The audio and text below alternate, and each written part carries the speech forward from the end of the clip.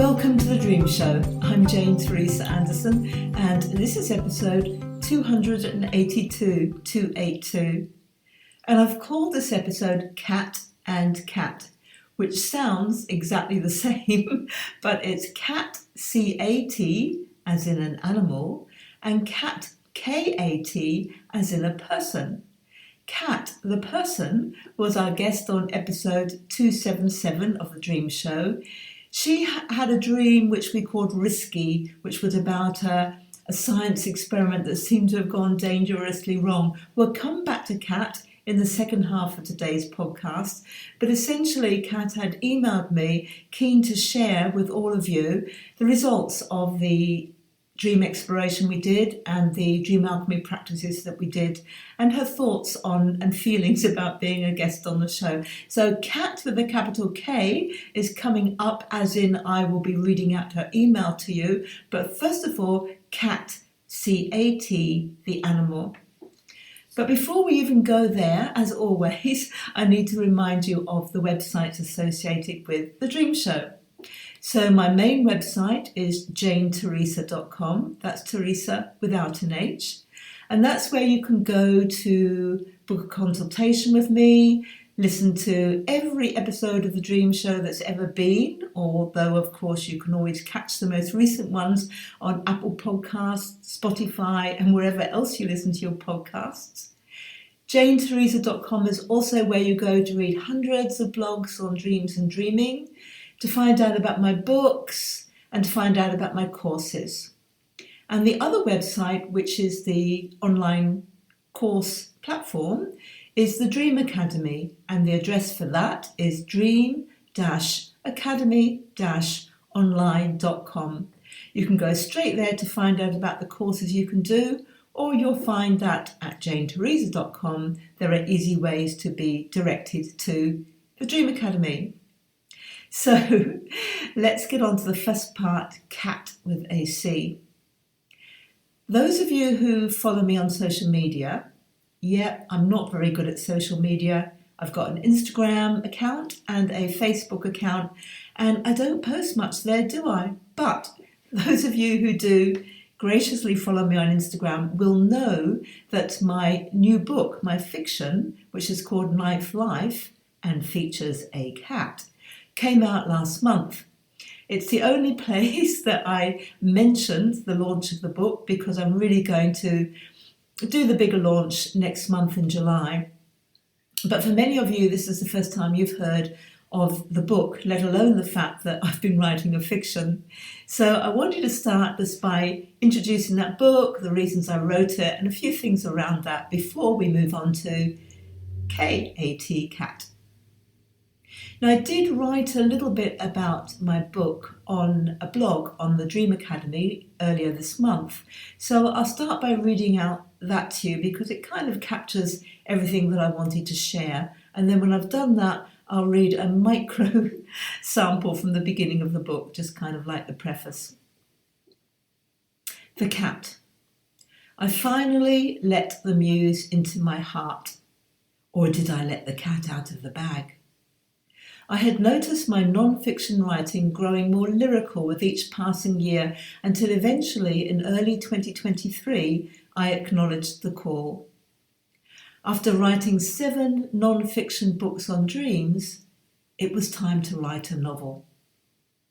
The urge was there in my nightly dreams, and many a media interview concluded with the question, "If you weren't a dream analyst, what would you be?" I kept saying a novelist, and then batting the idea away. My commitment to helping people find intelligent, meaningful insight in their dreams was strong, and still is. But I knew I needed to find room to let my typing fingers dance to a different tune. I wanted to write a fiction that was light-hearted but insightful, entertaining but meaningful, quirky in a chuckle inside kind of way. I wanted to sit, type, and be surprised at the words that appeared on the page, the story that unfolded. I also wanted to challenge myself. I wanted to write a book that didn't mention dreams or dreaming, and I succeeded. But my dreams played their part in the storytelling in another way. They problem-solved story dilemmas. They helped me to process my feelings and beliefs about my ability to write fiction. Understanding my dreams nourished and sustained me during the more challenging aspects of the writing. And although I didn't mention dreams in the book, I did pop a couple of symbols from my dreams of that period into the book. One of those symbols was a centuries-old topiary of a reclining woman. While I understood the dream and what the symbol meant to me personally, I liked the idea of dropping it into the garden featured in the novel. I didn't know it at the time, but it turned out to play a key role in the story. The story.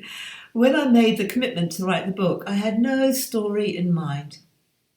I enrolled to do a course in novel writing, since writing fiction is very different to writing non-fiction.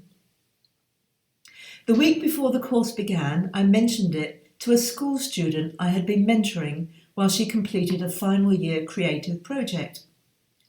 We had just finished our work together, and I told her I was going to write a novel, but that I had no idea of the story yet. She said, when you wrote Bird of Paradise, you wrote, one morning the flowers laid themselves at my feet. Write about us, they seemed to say. Maybe this time, she said, an animal will ask you to write about it.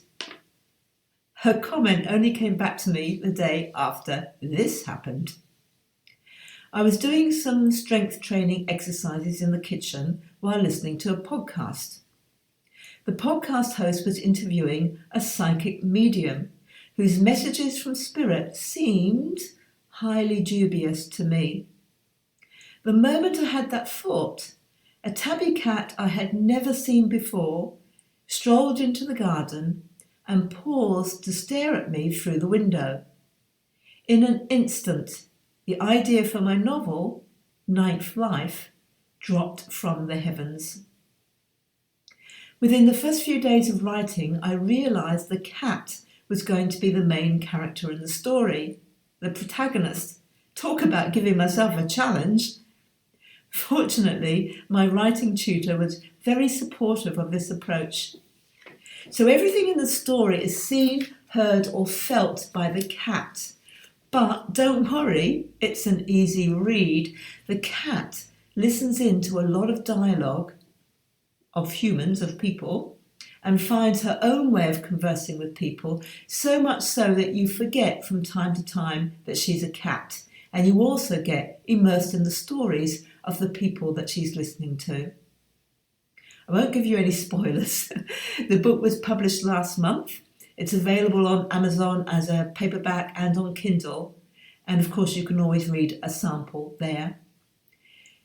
As a taster, this is the back cover blurb, which was actually not written by me. The back cover blurb was written by my copy editor because I asked her to take a long step back and write a blurb that she thought captured my book. Ninth Life.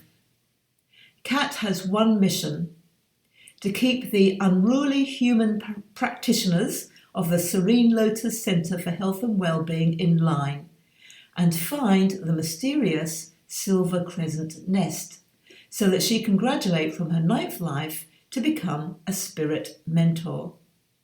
But when a scandal rocks the centre, everyone's livelihoods are at risk, and it's up to Cat to guard and protect them against harm. Or should she be reinforcing the rules? Cat knows one thing. She needs to make her last life count. But how far will she go to do that? And how far will the centre's practitioners go to save their jobs? A charming, beguiling story full of quirky characters who keep Cat on her paws as she uncovers the secret of her first life and why she is so driven to get this, her ninth life, just right. So I'll read a short extract. This is just the very beginning of the book, really the setup before the story starts. Whoever knew a solitary bee could make so much noise? Cat swipes a paw at the annoying buzz and catches the nostril-spiking perfume of spring green mixed with a musky vanilla headiness that she knows so well. Daffodils. Instantly on guard, she leaps from the scent of danger and lands on all four tippy-toed paws on an old stone wall, a safe vantage point from which to consider her next move. Come to think of it, she muses, what was my last move? What brought me here? She stares blankly into mid-air. Nothing comes to mind, other than the threat of daffodils and a shameful story unravelling so fast that it flies into a million irretrievable pieces. Cat's veins ice, and she's left with the only conclusion possible. She sinks to her belly to examine the fleshy pads on her left paw. 1, 2, 3, 4, 5, before moving to her right paw. 6, 7, 8. 8 marks for 8 lives lived. A smooth patch where number 9 will be notched when she passes her tests and graduates from this, her final life, to become a wise spirit mentor to an earthbound being, unless she fails.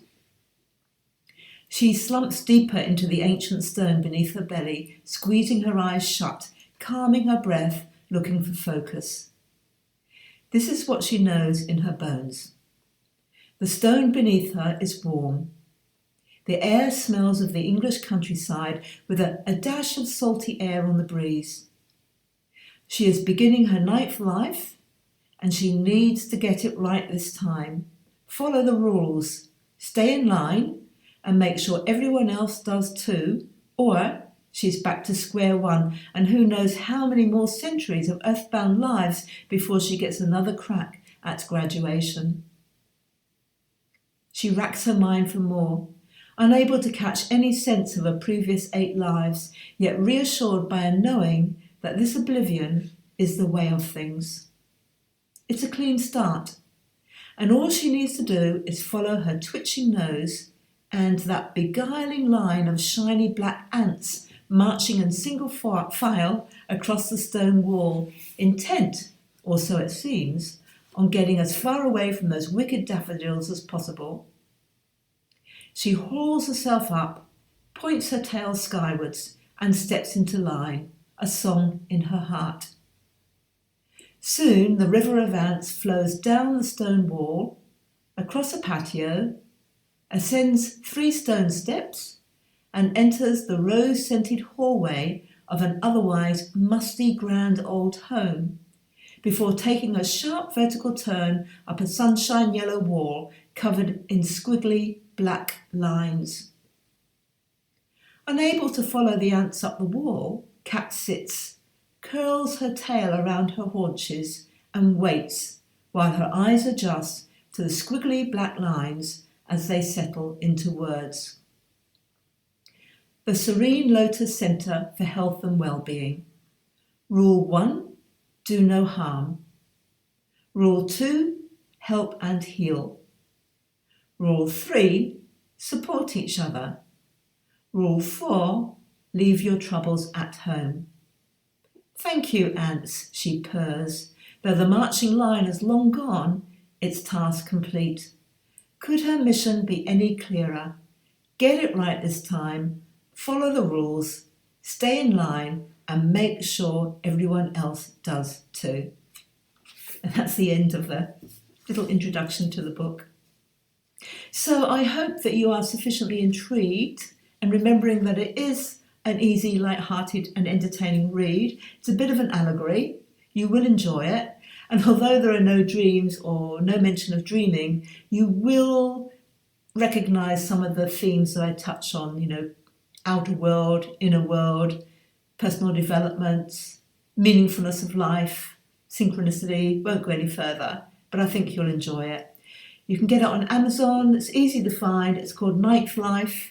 And if you're not very good at finding things on Amazon, just go to my website, go to janeteresa.com, click on books on the menu, and I've got all the Amazon, when you go to Nightlife, I've got all the Amazon links for whichever country you're in to make it nice and easy for you. It's available in paperback and in Kindle. So it came out last month. As I said, I've up to now only mentioned it on social media, haven't done anything to promote it. So I'm in that really funny spot, which some of you will recognise, where you put out a book and you're waiting for feedback. There's always a silence because it actually takes a while to read a book. You know, if you paint a painting, you can bring people to look at your painting and you can get an immediate reaction and you can get a considered reaction, and maybe people will come back a couple of days later with an even more considered reaction on your or response to your painting. But with a book, people have got to sit down and read it. So I'm in that space wondering, how's it going to go down? I hope you're going to get a copy, and I hope you'll enjoy it, and I hope you'll let me how it goes down for you. And if you're a really, really kind person and you really enjoy it and you buy it from Amazon, please go in there and write a review. A review doesn't have to be a big long thing. A review can be 2 sentences, some stars, 4 or 5 hopefully. But I hope that you do enjoy reading the book because I thoroughly enjoyed writing it. It was a lot of fun. So now back to dreams, and we're going to Kat with a capital K, who was in episode 277. So just to remind you, you can of course go back and listen to episode 277 so that you have got that fresh in your mind. But also, if you haven't listened to the episode yet, Kat's report, which I'm about to read out, will still make a lot of sense to you. It's a really interesting, well-considered, almost an essay really, on what it's like to be a guest on the show, what it's like to do your dream alchemy, and what it's like to explore a dream, and much more, with lots of lovely personal insight takeaways for you to listen to. So Kat is from British Columbia, Canada. And just as a reminder for those of you that did hear it, her dream was called Risky. And it was a dream about a risky, groundbreaking science experiment that seemed to have gone drastically wrong. She felt helpless and confused in the face of possibly dangerous levels of radioactivity. And along the way, she met a visual artist who asked her to hold her exquisitely designed purse. And later in the dream, someone mentioned the book, The Life of Pi, and they also mentioned a film about a tiger. So the 2 dream alchemy practices that we talked about and suggested for Kat to do at the end of her episode, one of them involved painting an exquisitely designed purse, and there were specific instructions that we worked out to do that. And the other dream alchemy practice was to read The Life of Pi and watch the film and see what added content, what added information and insight that gave about her dream. So that's why in her report she's talking about painting or drawing a designer purse, and it's why she's talking about The Life of Pi. So, as I say, when she sent me the email, she did specifically at the end of it say that she'd love me to share any part of it or all of it with you who had already listened to 277. So this is with Kat's blessing that I'm reading out this email. Hi, Jane Teresa. I've been wanting to write to you for some time now, but always felt held back by wanting to wait for the perfect time when I'd have the most to say. I've come to realise there is never a perfect time for anything, and so a time like now, when I feel particularly inspired to write, is as good as any, and I do have a lot to say, as it turns out. I don't know if I was able to convey to you before just how much I appreciated your help interpreting my risky dream. When I finally listened back to the podcast episode, it was interesting to hear the way I responded to your insight when compared to the feelings I know I was experiencing. Sometimes it sounded to me like I was almost disinterested, but I think I was just processing your interpretation deeply. I keep this in mind as I listen to guests in other episodes now. No part of the interpretation process is underwhelming, especially when you're receiving this insight from an outsider's perspective. It is so fascinating and incredible to hear. I decided when I felt ready to listen to my episode to type a transcript for later reading, so I wouldn't have to listen to myself more than once.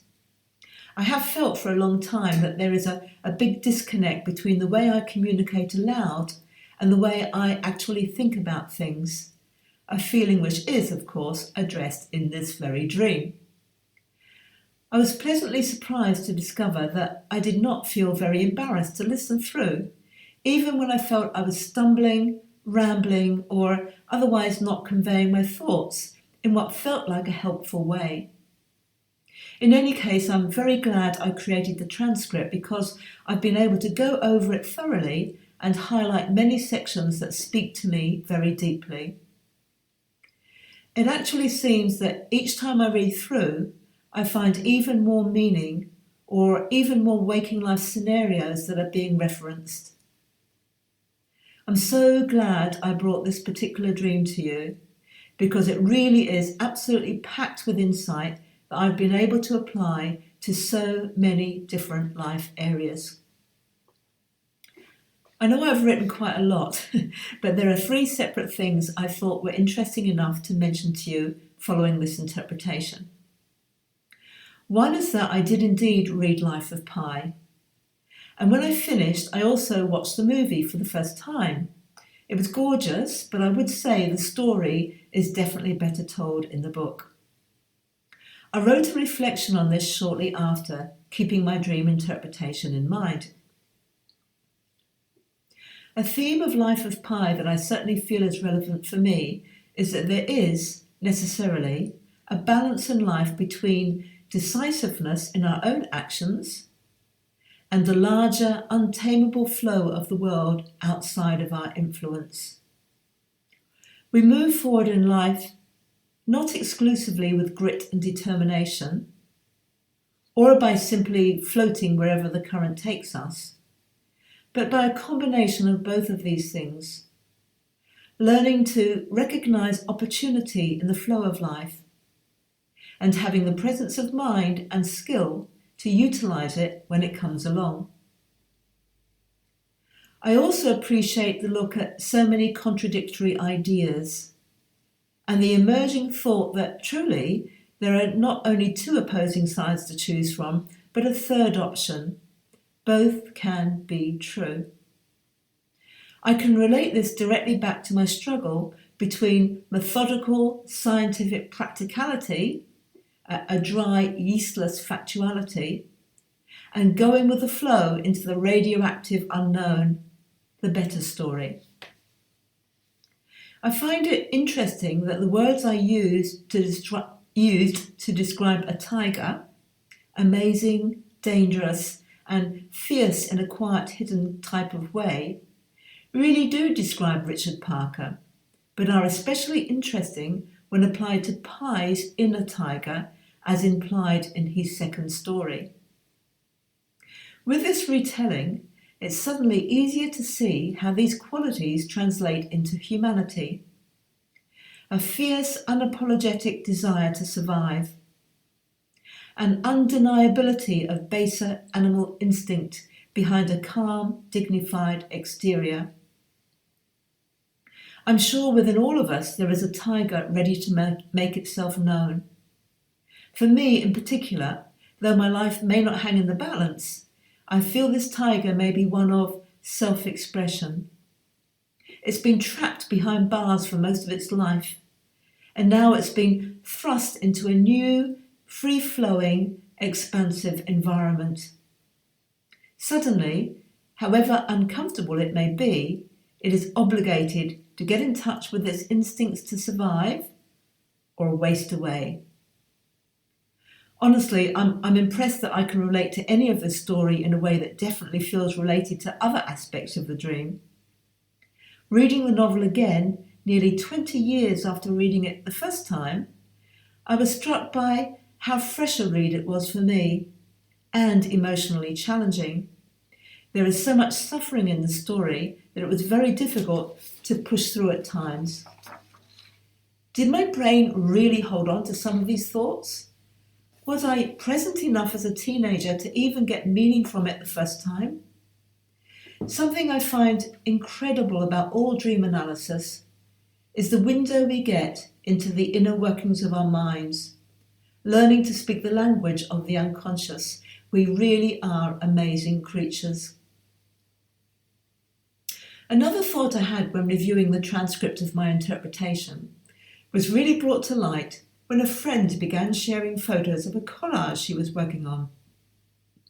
As I do a lot of journaling, I wrote a reflection on this as well. And this is from her journal.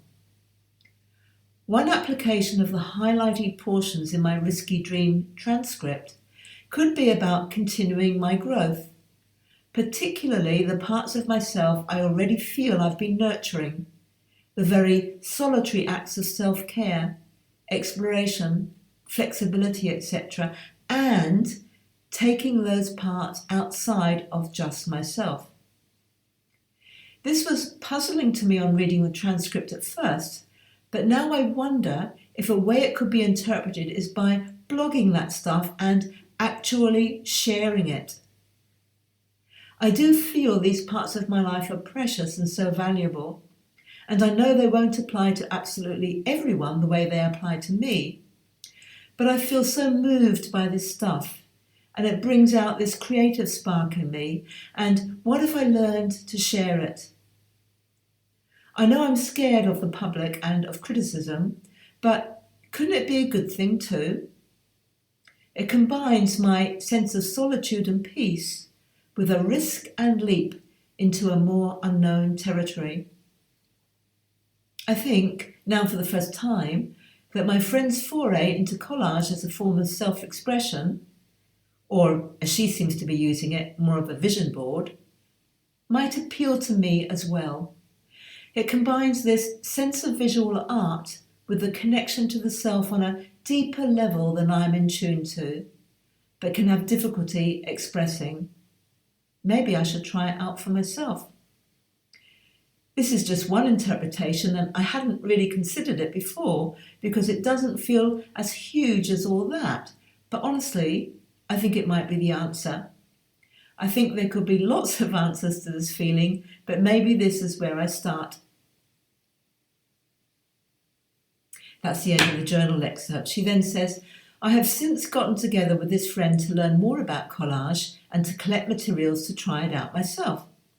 I haven't actually put anything together yet, but even the act of clipping words and photos from magazines based on an instinctive feeling has opened a door to a side of my creativity that I didn't know existed. The last thing I thought I would share with you following my interpretation is something that has only just come to light in the last few days.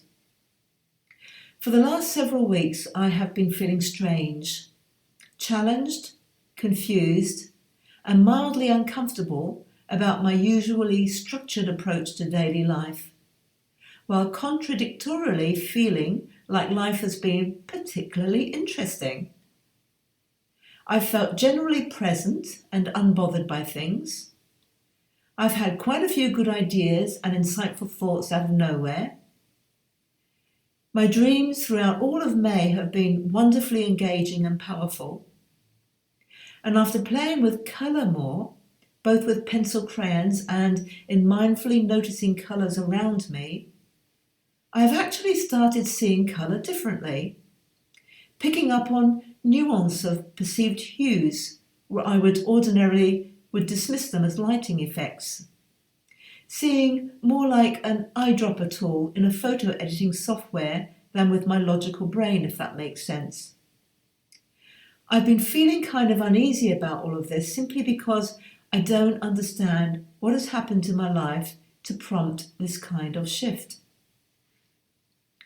Just a couple of days ago, after a long break, I returned to working through your Dream Alchemy course at the Dream Academy that I bought last year and was reading about the glimmers of gold that indicate dream alchemy is working.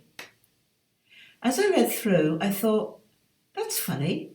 A lot of these things feel very relatable, but why would that be? I haven't done any alchemy practice yet. This, of course, is one reason I hadn't written to you earlier.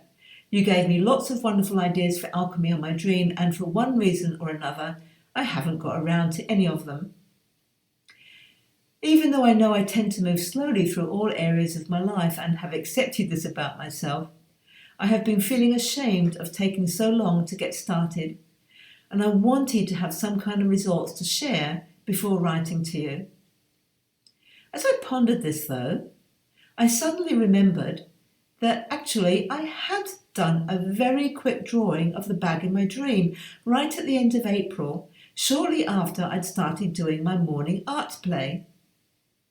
I had been waiting to have my sewing area ready for working with fabric instead, but on this one particular day I thought, I don't want to wait, I want to do it now. And I knocked out a couple of fun little drawings in full colour, really focusing on the joyful feeling the bag in the dream gave me. When I remembered that I'd actually technically done work on my alchemy, I was still sceptical about it really being enough to have shifted my mindset like that in a way that feels so major now. Could it really be that simple? But looking back through my dream diary at the weeks that followed, while also acknowledging that almost every day since drawing the dream bag, I have continued to do that same kind of free-spirited colour play which likely helped to reinforce the initial drawing, I began to recognise the power of what felt like such a small and forgettable action. I am really quite moved and honestly am in awe. Interestingly, a dream feeling that's been showing up in pockets throughout May. I feel very reassured by this realisation, and although the shift in my mindset is uncomfortable on one level, I'm now comfortable embracing it and trusting the process. I'm excited to see where life will lead with this new perspective. I'm feeling inspired to continue with my coursework as well, and have identified more than one dream I've successfully interpreted that I'd like to apply alchemy to. But I think I'd like to keep working on some of the other alchemy suggestions you gave me first, particularly because my risky dream has so many different lessons within it I'd like to embrace. But also because of another dream I had a few weeks ago, which reminded me of how many insightful gifts I have already ready to unwrap. I'll give you a short summary simply because I think it's special and speaks a lot to what I've been getting from your work. In my dream, I've been arranging another interpretation session with you, Jane Teresa, and I'm surprised when you actually show up at my door. I invite you to a room upstairs to chat, but realise I'm not prepared. I'm a bit flustered. I don't actually have a dream picked out. I don't have any money set aside. But as we talk, instead of me finding a new dream to interpret, you ask how I've been going with the symbols and alchemy given for my last dream, although none of the symbols you mention are ones I remember ever having dreamed about. I feel disappointed in myself for not having any answers, and I apologise. You are very kind and polite to me and tell me not to worry about it, but then you begin packing up your things to go. You remind me that I need to be doing the work on my old dreams before going ahead with the new ones. As I leave the room to show you the back door, I realise the rest of the house has been painted by a team of painters while we've been talking. You've brought them along and have surprised me with a fully repainted house. Each wall is a different vibrant colour, and I'm in awe as I take it all in. I love it, and I'm so incredibly touched by the gesture. I noticed some of the paint could use a couple more coats as it's patchy in some areas, but it was a short time that the team was working, and I don't mind having to finish up myself. As you leave, I tell you, I absolutely will do all my dream alchemy because I think it's the most important thing and I really mean it. There's more to this summary, but I woke from this dream feeling so empowered and grateful. I feel so lucky to have discovered your work and to have benefited from your help personally. You have helped bring colour into my world in a way I never would have thought possible, and you have provided me with the skills I needed to bring that colour with me wherever I go. Please feel free to share as much or as little of this email with your audience as you'd like. So I thought that was really interesting. I loved all the points she made there, and particularly some of the points about when you're a guest on the show, and it's really hard to, when you listen back, you think, I'm not really reacting in a really exciting, positive voice, and it's because I'm actually just absorbing what you just told me. And so I thought that was quite an interesting thing for all of you to bear in mind when you're listening to other guests as well. And of course, a lot of it boils down to the power of doing dream alchemy, which I'll come back to. Very briefly, some of my clients, particularly ongoing clients, do tell me when they do one-on-one Zoom calls with me that they record the sessions, the consultations, and they transcribe them afterwards. And similar to what Kat's done there, they go over and over and over the transcription, because each time they read it, they go deeper, they get more and more.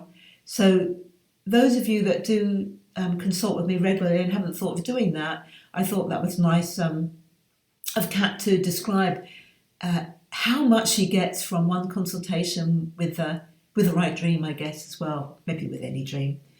So back to the idea, before we wrap this, of doing the dream alchemy. I had a note somewhere on all these bits of paper that I wanted to share, so you can probably hear some background shuffling of paper, because as you know, we don't edit our podcasts, we just record them. Where's the bit of paper that I wanted? It is, here it is. I just put, if you've been studying with me or listening to the podcasts or reading my books and blogs, you'll know that people in our dreams represent aspects of ourselves or our perspective. So when Kat dreamed about me, I imagine she was dreaming about her own growing expert skills in dream interpretation and dream alchemy. And if you look at the dream from that perspective, Kat's inner dream therapist is clearly very wise. So avoid the temptation to hop from dream to dream, gathering bits of insight here and there and missing the transformative value of doing your dream alchemy. I can't emphasize enough how much you get from doing your dream alchemy. It's totally life transforming, and it is, as Kat says, it does seem really simple, overly simple, and it doesn't take a lot of time, but it just creates enormous positive transformation in your life. And also on Kat's dream, painting the whole house in those vibrant colours, that's precisely the gift that dream work brings. So I hope you've enjoyed this slightly different episode of the Dream Show today. If you'd like to be a guest on the Dream Show, contact me by going to my website at janeteresa.com. Go to the menu, go to podcasts, and in the drop-down box you'll see Be a Guest on the Show. It's just a matter of contacting me and I line you up and we go from there. So yes, I do have vacancies for people to be guests on the Dream Show, and hopefully Kat has inspired some of you to put up your hand to do that. And also, because this is my first time of speaking to you, my beautiful podcast listeners, about my new book, Ninth Life, this is just a reminder that I hope that you will support my creative endeavours and be keen to buy a copy and delve in and enjoy a little bit of light-hearted entertainment with some deep, insightful messages, hopefully. So that's it for another episode of The Dream Show.